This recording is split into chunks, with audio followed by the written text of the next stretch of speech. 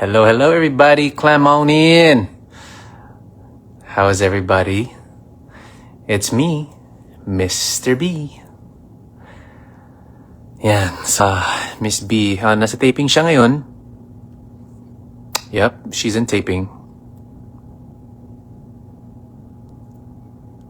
Yeah. Alright, so this is what I'm selling, guys, okay? So, ito nilagay na sa akin ni Kat ng, syempre, yung hickory niya. And I will have all the prices at the shows. I'm only selling this at the shows, guys, okay? So, sana magkita-kits po tayo. Kasi kailangan maging tindero. Hindi lang concert artist, kailangan tindero din para sa mga I got you. Ang dami kong in-I got you sa kanya eh. Sobrang daming I got you. So, kailangan ako magbenta. I need to hustle. And this is her other product. Sometimes people take your niceness as weakness. Bahala sila. Basta mabait ka. Babalik din sa'yo yan. Okay? But then again, you have to also have your discernment. You have to know when people are taking advantage of you. Kasi you don't want to keep doing things knowing people are taking advantage of you. Diba? Katangahan na yun. And you have to know. It's easier when you could base off of energy. When you could read people's energy. Because energy doesn't lie. Just be nice. Being kind it's free. It's free to be kind. Di ka tumatanda, Chris. Thank you so much. Siguro kasi masaya ako ngayon. Pag masaya kayo, masaya ang aura mo. Tama? Tama. Dalhin mo na sunod si Miss B at Katie po. That is the plan. Then, grabe naman yan. Nag-explain ang aming pambansang manliligaw.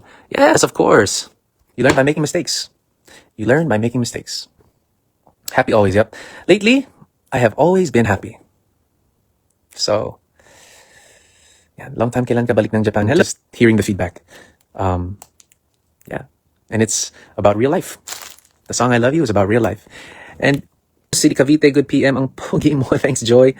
Love You is really good. Thanks, Shira. So, Cebu chapter, get ready. Kasi pupunta kami ni Chiki and Katie. KKK will be coming to Cebu in August. Pinaplano lang namin yung schedule kasi medyo hectic yung schedule. Lalo na si Chiki pagdating ko. And we're gonna be going to Cebu. Okay? So, Cebu chapter, get ready. We're excited to meet you guys. After, sinagot ka na ba ni Miss B? Guys, kung ano yung alam ko, alam niyo din. Diba? So, she just said yes to Manliligaw. And, shout out sa inyo. No, hindi pa ako sinagot, guys. Yung sinagot niya was yung letter. So, ang sagot niya sa akin is pwede ako manligaw. So, I know you guys are wondering why she's calling me babe and some of these things. So, si Cathy, yung Team KH na videographer, dalawa sila sa Team KH, si Kikay tsaka si Cathy. Si Cathy, bigla nagsabi ng challenge na, uy, mag-jowa challenge naman kayo. So, we looked at each other and we said, okay, sige. So, we did the jowa challenge and, syempre, si Kat, she got into character right away. So she started calling me babe. Ako naman medyo nahihiya na kinikilig ng konti lang. Okay? Okay wag kayong dyan. Konti lang.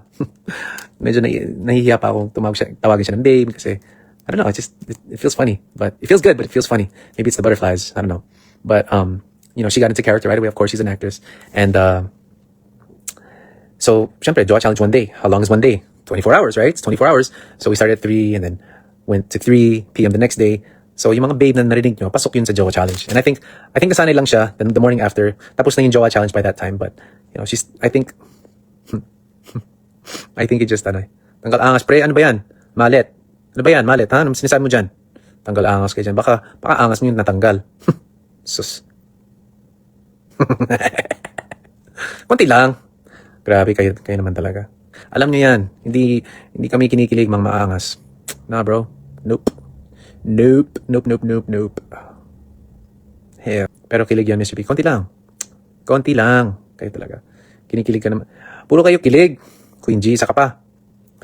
Alam nyo na yan. Nakakatuwa lang kayong panoorin. Thank you. Well, nakakatuwa din siya kasama eh. Natutuwa ako pag kasama ko siya. And I'm happy because, at this point, it's like what? She just decided to be okay with me in January, right? January 4. And we're in July now. So that's 7 months. And in these 7 months, I could say that we're pretty comfortable again with each other. And honestly, that's all it is. Ang kilig namin abot Jupiter na. Basta, masaya kami. Okay? Ako. Best things, hindi minamadali. You just let it fold naturally. And look what's happening, right? It's just unfolding naturally. That's why we're able to act naturally. Diba? O, diba? Dati ko pa sinasabi sa inyo, not everything needs a label, right? Nung ako nagsabi dati, sobrang binas nyo ako. Diba? I said that I think in Feb or March. I forgot when I said it. Yeah, I said somewhere early. Because honestly, when I said that, I was just happy. with what was going on. And totoo nga yun. Wala kaming label. We didn't have a label because yun nga, she's still getting to know me, I'm still getting to know her. So talagang wala kaming label. So I said, not everything needs a label. I'm just enjoying the smiles that co-parenting brings, something like that. And then you guys bash the shit out of me, bro. What the hell? Pero, ngayon, nakikita ko yung mga ibang KKK fans nagpo-post. Kayo na mismo nagsasabi, no, not everything needs a label. Oh, diba? Ahead lang ako. Advance lang talaga ako mag-isip. Yep, everything will unfold during God's perfect time. And you know what? When the time is right, meron akong story. I have a story that I really want to tell you guys. Ooh, thank you for the hearts. There's a story that I really want to tell you guys, but I'm going to wait for the right time. Because this story has stuck in my head for like 13 years now. And it's happening. Like, it's crazy. Sobrang kilig every time makita ko yung, oh shoot, I missed it. That's why when you guys bash, it's parang, ano bang ginagawa ko? Bakit kayo nagbabash sa akin? So, whatever.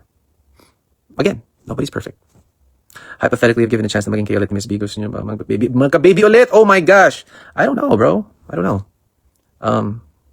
Hey, if it happens, it happens, right? If it happens, it happens. Everything happens when it's supposed to happen. Just remember that. Everything happens when it's supposed to happen. Talk na kayo ni Miss B. Yes. Nag-update ako sa kanya kasi kanina nagpagupit ako. Ano ba? Dati hindi ko naman kayo pinapansin and then for some reason, Katrina Halipi appeared on my feed and then one thing led to another tapos andito na ako ngayon. Congrats, ma Andy F. Congrats. Inspired ka, Miss Crest, fresh na hawa nga sa'yo si teacher. I think nahawa ko sa kanya kasi siya, ang ganda-ganda niya ngayon, di ba guys? In fairness sa kanya. Ganda, cute. That's why whenever you guys see me and she says something and I laugh, the reason I laugh is because nakakita na ako sa kanya. Alam mo yun, nakakita lang ako sa kanya. That's why I laugh. Because I don't know what else to say. Like, especially when we were, having our was it the Jowa challenge? Whenever she said Dada, she's like, Tata. For me, I just found it super cute. The way she says Dada. Mr. B, na-curious ako sa meaning ng necklace pendant mo. Which one? Triple page, which one? Which one, triple page, Virgo? Super kalog kasi sikat. Yeah, she's super kalog.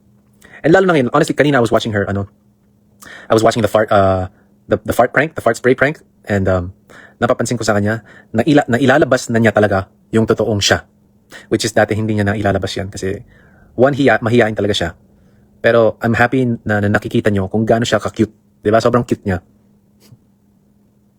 Ang cute niya, pare. Diba? Ang cute niya. So, okay na yun. Natutorpe ka ba kay Miss B? Yeah. Natutorpe ako sa kanya. Nung una.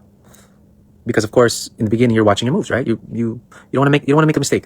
Yung pinaka weakness ko sa babae is when they're cute, like baby cute. I don't know why. To each his own. That's me. You know, other guys have their own thing. Girls have their own things. Yung mga turn on nila sa lalaki. Yung akin is pag nakikita ko yung cute side ng babae. Yun.